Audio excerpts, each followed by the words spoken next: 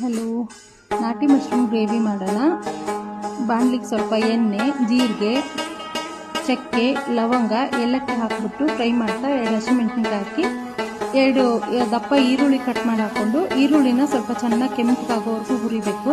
ಆಮೇಲೆ 2 apple tomato ತೊಗೊಂಡು ಸಣ್ಣ ಕಟ್ ಮಾಡಿ ಹಾಕ್ಕೊಂಡು ಈ ಟೊಮೆಟೊಗೆ ಸ್ವಲ್ಪ ಉಪ್ಪು ಹಾಕಿದರೆ ಬೇಗ ಬೇಯುತ್ತೆ.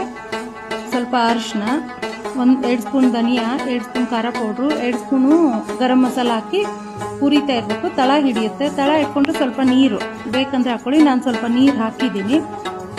ಆಮೇಲೆ ನಾನು ಮಶ್ರೂಮನ್ನ 3 ವಿಷಲ್ ಹಾಕಿ ಇಟ್ಕೊಂಡಿದ್ದೀನಿ ಕುಕ್ಕರಲ್ಲಿ, ಇಲ್ಲಾಂದರೆ ಅದು ಬೇಯಲ್ಲ. ಬೆಂಗಳೂರು ಸೈಡು ಹಳ್ಳಿಗಳಲ್ಲಿ ತುಂಬ ಚೆನ್ನಾಗಿ ಸಿಗುತ್ತೆ ಮಶ್ರೂಮ್. ಅದಕ್ಕೆ ನಾನು ಕಡಲೆ ಬೀಜ ಹಾಕಿ ಬೇಯಿಸಿ ಇಟ್ಕೊಂಡಿದ್ದೀನಿ. ಕಡಲೆ ಬೀಜ ಆಪ್ಷನು, ಬೇಕು ಅಂದರೆ ಹಾಕ್ಕೊಳ್ಳಿ, ತುಂಬ ಚೆನ್ನಾಗಿರುತ್ತೆ. ಸ್ವಲ್ಪ ನೀರು ಬೇಕು ಅನಿಸಿದ್ರೆ ಅದೇ ಬೇಯಿಸಿರೋದು ನೀರು ಇರುತ್ತಲ್ಲ ಅದೇ ನೀರನ್ನೇ ಹಾಕ್ಕೊಳ್ಳಿ. ಕೊತ್ತಂಬರಿ ಹಾಕ್ಬಿಟ್ಟು ಮುಚ್ಚಿಬಿಡಿ. 2 ನಿಮಿಷ ಮುಚ್ಚಿ ತೆಗೆದ್ಬಿಟ್ಟು ನೋಡಿ, ಸೂಪರಾಗಿರುತ್ತೆ. ಎಂಜಾಯ್ ಮಾಡಿ.